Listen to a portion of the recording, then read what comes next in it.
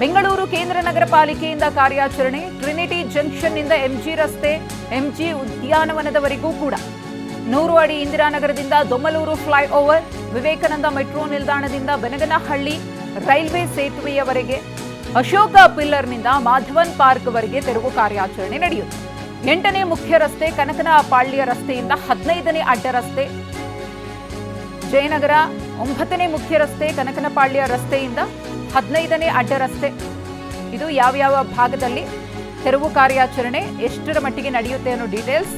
Harvey ರಸ್ತೆ teachers ಕಾಲೋನಿಯಿಂದ south end ಸರ್ಕಲ್ವರೆಗೂ ಕೂಡ footpath ಒತ್ತುವರಿ ತೆರವು ಕಾರ್ಯಾಚರಣೆಯನ್ನ ಮಾಡಲಾಗುತ್ತೆ.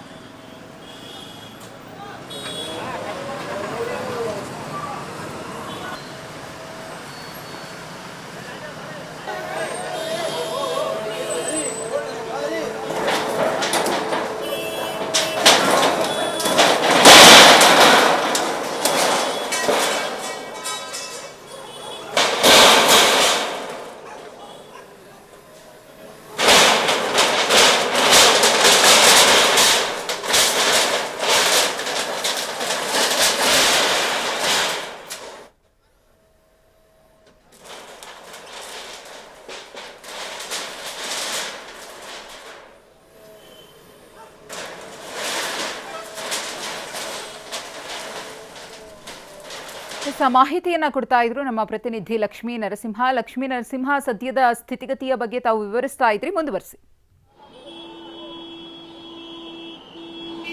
ಮಧುಶ್ರೀ, ಬೆಂಗಳೂರಿನ ಅಶೋಕ ಪಿಲ್ಲರಿಂದ ಬೆಳಗ್ಗೆ 9:30 ಒತ್ತುವರಿ ತೆರವು ಕಾರ್ಯಾಚರಣೆ ಆಗ್ತಾ ಇದೆ. JCB ಮತ್ತೆ ಲಾರಿಗಳು ಮತ್ತೆ ಸ್ಥಳೀಯ ಪೌರ ಕಾರ್ಮಿಕರು ಮತ್ತೆ ಸ್ಥಳೀಯ ಅಧಿಕಾರಿಗಳ ನೇತೃತ್ವದಲ್ಲಿ ಸಮನ್ವಯದೊಂದಿಗೆ ಕಾರ್ಯಾಚರಣೆ ಆಗ್ತದೆ. ನಿನ್ನೆನೇ ಈ ಒಂದು ಪಟ್ಟಿಯನ್ನು ಸಿದ್ಧ ಮಾಡಿಕೊಂಡಿದ್ರು.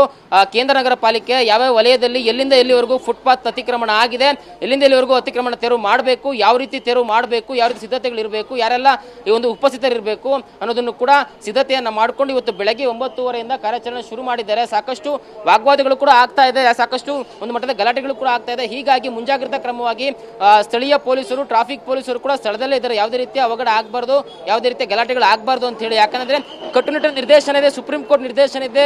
ಕೃಷ್ಣ ಬೈರೇಗೌಡರು ಸಭೆಗಳ ಮೇಲೆ ಸಭೆಗಳನ್ನ ಮಾಡಿ ಅಧಿಕಾರಿಗಳಿಗೆ ಕಡಸೂಚನೆ ಕೊಟ್ಟಿದ್ದಾರೆ. ಯಾವುದೇ ಕಾರಣಕ್ಕೂ ಕಾರ್ಯಾಚರಣೆ ಹಿಂದೆ ಸರಿಬಾರದು.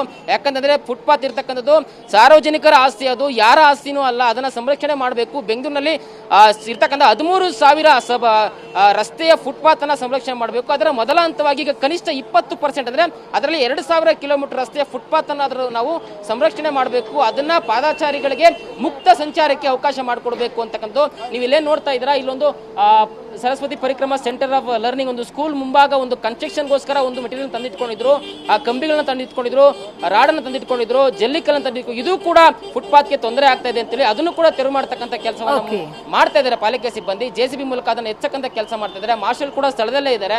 ಯಾಕಂದ್ರೆ ಮಾರ್ಷಲ್ಗಳು ಮತ್ತೆ ಸ್ಥಳೀಯ ಪಾಲಿಕೆ ಪೌರ ಕಾರ್ಮಿಕರು ಕೂಡ ಆ ಒಂದು ಕಾರ್ಯದಲ್ಲಿ ನಿಮಿತ್ತರಾಗಿದ್ದಾರೆ. ಇನ್ನು ಪಕ್ಕದಲ್ಲಿ ನೋಡಿದ್ರೆ ನಿಮಗೆ ಗೊತ್ತಾಗುತ್ತೆ, ಒಂದು ಹೋಟೆಲ್ ಇದೆ, ಐತಾಳ್ಸ್ ಬೆಂಗಳೂರು ಕೆಫೆ ಅಂತಕ್ಕಂಥ ಹೋಟೆಲ್ಗೂ ಕೂಡ ಈ ಒಂದು ಫುಟ್ಪಾತ್ ಅತಿಕ್ರಮಣ ತೆರವು ಕಾರ್ಯಾಚರಣೆ ಬಿಸಿ ಮುಟ್ಟಿದೆ. ಯಾಕಂದ್ರೆ ಅವರು ಕೂಡ ಆ ಒಂದು ಟೀ ಕೌಂಟರ್ ಏನಿತ್ತು, ಆ ಟೀ ಕೌಂಟರ್ನ ಫುಟ್ಪಾತ್ ಮೇಲೆ ಇಟ್ಕೊಂಡಿದ್ರು. ಮತ್ತೆ ಮೇಲೆ ಒಂದಷ್ಟು ಟಾರ್ಪಲ್ಗಳು ಕೂಡ ಫುಟ್ಪಾತ್ ಕಡೆಗೆ ಬಂದಿತ್ತು ಅಂತ ಹೇಳಿ ಅಧಿಕಾರಿಗಳಿಗೆ ಬಿಸಿ ಮುಟ್ಟಿಸಿದ್ರು. ಆದಷ್ಟು ಬೇಗ ಅದನ್ನು ವಾಪಸ್ ತಗೊಬೇಕು, ಹಿಂದಕ್ಕೆ ತಗೊಬೇಕು, ಇಲ್ಲಾಂದ್ರೆ JCB ಮೂಲಕ ತೆರವು ಮಾಡ್ತೀರಿ ಅಂತ ಎಚ್ಚರಿಕೆಯನ್ನು ಕೊಟ್ಟರು. ಕೊನೆಗೆ ಮಾಲೀಕರು ತಾವಾಗಿ ನಾವು ಅದನ್ನು ತಗೊಂತೀರಿ, ನಮಗೆ ಮಾಹಿತಿ ಇರಲಿಲ್ಲ, ನಮಗೆ ಮೊದಲೇ ಮಾಹಿತಿ ಇದ್ರೆ ತಗೊಂಡು ಬರ್ತಾ ಇದ್ರಿ ಅಂತಕ್ಕಂಥ ಒಂದು ಮನವಿಯನ್ನು ಕೂಡ ಮಾಡಿದ್ರು. ಬಳಿಕ ಅವರು ಮುಂದಕ್ಕೆ ತೆರಳಿದ್ದಾರೆ. ಮುಂದೆ ಕೂಡ ತೆರವು ಕಾರ್ಯಾಚರಣೆ ಆಗ್ತದೆ. ಮಾಲೀಕರಿದ್ದಾರೆ, ಮಾತಾಡ್ತಾ ಹೋಗ್ತೀನಿ. ಸರ್, ಫುಟ್ಪಾತ್ ತೆರವು ಕಾರ್ಯಾಚರಣೆ ಆಗ್ತಾ ಇದೆ, ಸೊ ಅದನ್ನು ಕೂಡ ಎತ್ತಿ ಅಂತ ಹೇಳಿದ್ರು. ಫುಟ್ಪಾತ್ಗೆ ತೊಂದರೆ ಆಗ್ತದೆ ಅಂತೇಳಿ ಮೊದಲೇ ಮಾಹಿತಿ ಇತ್ತಾ? ಈಗ ಏನ್ ಮಾಡ್ತಾ ಇದ್ದೀರಾ? ಸುಮ್ಮನೆ ಕೊಟ್ಬಿಟ್ರು, ಜಡೀರ್ ಅಂತ ಬಂದ್ರು, ಎಲ್ಲ ಹೊರತಾಕ್ಬಿಟ್ರು.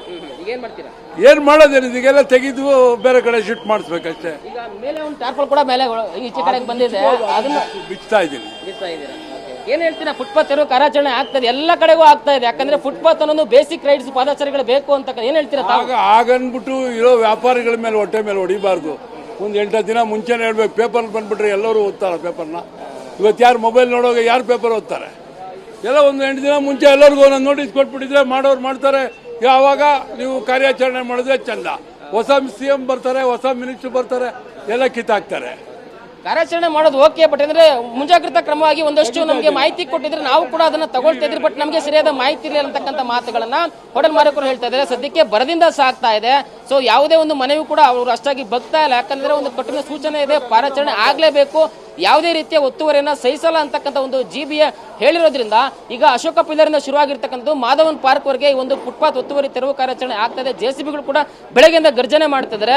ಪೌರ ಕಾರ್ಮಿಕರು ಕೂಡ ಯಾವುದೇ ರೀತಿಯ ಒಂದು ಅವಶೇಷಗಳು ಫುಟ್ಪಾತ್ ನಲ್ಲಿ ಇರದ ರೀತಿಯಲ್ಲಿ ಎಚ್ಚರಿಕೆಯನ್ನು ವಹಿಸ್ತಾ ಇದ್ದಾರೆ. ಯಾಕಂದ್ರೆ ಹಿರಿಯ ಅಧಿಕಾರಿಗಳು, ಎಕ್ಸಿಕ್ಯೂಟಿವ್ ಇಂಜಿನಿಯರ್ ಆಗಿರ್ಬೋದು, ಅಸಿಸ್ಟೆಂಟ್ ಎಕ್ಸಿಕ್ಯೂಟಿವ್ ಇಂಜಿನಿಯರ್, ಡಬಲ್ ಪ್ರತಿಯೊಬ್ಬರು ಕೂಡ ಸ್ಥಳದಲ್ಲಿದ್ದಾರೆ. ಅವರ ಒಂದು ನಿರ್ದೇಶನದಂತೆ ಪೌರ ಕಾರ್ಮಿಕರು ಎಲ್ಲರೂ ಕೂಡ ಕೆಲಸವನ್ನ ಮಾಡ್ತಾ ಇದ್ದಾರೆ. ಸೊ ಇದಾದ ಬಳಿಕ ಆರ್ವಿ ರಸ್ತೆಯಿಂದ ಸೌತ್ ಎಂಡ್ ಸರ್ಕಲ್ ಕೂಡ ಕಾರ್ಯಾಚರಣೆ ಮುಂದುವರಿಯುತ್ತೆ. ಸಂಜೆವರೆಗೂ ಕೂಡ ಕಾರ್ಯ ಬರದಿಂದ ಸಾಗುತ್ತೆ ಅಂತಕ್ಕಂಥ ಮಾಹಿತಿಯನ್ನ ಕೊಡ್ತಾ ಇದ್ದಾರೆ. ಸೊ ಕೇಂದ್ರ ನಗರ ಪಾಲಿಕೆಯ ಸುಮಾರು ಕಡೆಗಳಲ್ಲಿ, ಒಂದು 10ಕ್ಕೂ ಹೆಚ್ಚು ಕಡೆಗಳಲ್ಲಿ ಸುಮಾರು 15 ಕಿಲೋಮೀಟರ್ ರಸ್ತೆ ಏನು ಫುಟ್ಪಾತ್ ಅತಿಕ್ರಮಣ ಆಗಿದೆ ಅದನ್ನ ತಿರುವು ಮಾಡತಕ್ಕಂಥ ಕೆಲಸಕ್ಕೆ ಅಧಿಕಾರಿಗಳು ಮುಂದಾಗಿದ್ದಾರೆ. ಬೆಂಗಳೂರಿನ ಇತರ ನಗರ ಪಾಲಿಕೆಗಳು ಪೂರ್ವ, ಪಶ್ಚಿಮ, ದಕ್ಷಿಣ ಎಲ್ಲ ಕಡೆಗಳಲ್ಲೂ ಈಗಾಗಲೇ ಪಟ್ಟಿಯನ್ನು ಸಿದ್ಧ ಮಾಡಿಕೊಂಡು ಎಲ್ಲಾ ವ್ಯವಸ್ಥೆಗಳನ್ನು, ಸಿದ್ಧತೆಗಳನ್ನು ಈಗಾಗಲೇ ಮಾಡಿಕೊಂಡಿದ್ದಾರೆ.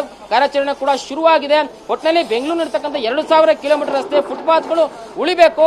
ಇನ್ನು ಮುಂದಕ್ಕೆ ಮಾಡೋದಿದೆ. ಯಾಕಂದ್ರೆ ಎಲ್ಲಾ ರಸ್ತೆಗಳು ನಾವು ಸರಿ ಮಾಡಬೇಕು. ಅದರ ಪ್ರಥಮ ಆದ್ಯತೆಯಾಗಿ ಇದನ್ನು ಶುರು ಮಾಡಿದ್ರೆ ಎಲ್ಲರೂ ಕೂಡ ಸಹಕರಿಸಬೇಕು ಅಂತ ಮಾಹಿತಿ. ಬಟ್ ಆದ್ರೆ ಒಂದಷ್ಟು ಜನಕ್ಕೆ ಯಾರ್ಯಾರು ಫುಟ್ಪಾತ್ ಅಲ್ಲಿ ಅಂಗಡಿ ಇಟ್ಕೊಂಡಿದ್ರು, ಅತಿಕ್ರಮಣ ಮಾಡ್ಕೊಂಡಿದ್ರು, ಅವರಿಗೆ ಒಂದಷ್ಟು ಮಾಹಿತಿ ಕೊಟ್ಟು ಅದನ್ನ ಮೊದಲೇ ಹೆಚ್ಚಿದ್ರೆ ಈ ರೀತಿ ಈಗ ಒಂದು ವಾಗ್ವಾದಗಳು ಆಗ್ತಕ್ಕಂಥ ಸಾಧ್ಯತೆಗಳು ಕಡಿಮೆ ಇತ್ತು ಅನ್ನೋ ಮಾತುಗಳನ್ನು ಕೂಡ ಯಾರು ಒತ್ತುವರಿ ಮಾಡ್ಕೊಂಡಿದ್ರು ಅವರು ಹೇಳ್ತಾ ಇರುವಂತದ್ದು. ಮಧುಶ್ರೀ, ಧನ್ಯವಾದ ಲಕ್ಷ್ಮೀ ನರಸಿಂಹ ತಮ್ಮ ಮಾಹಿತಿಗಾಗಿ.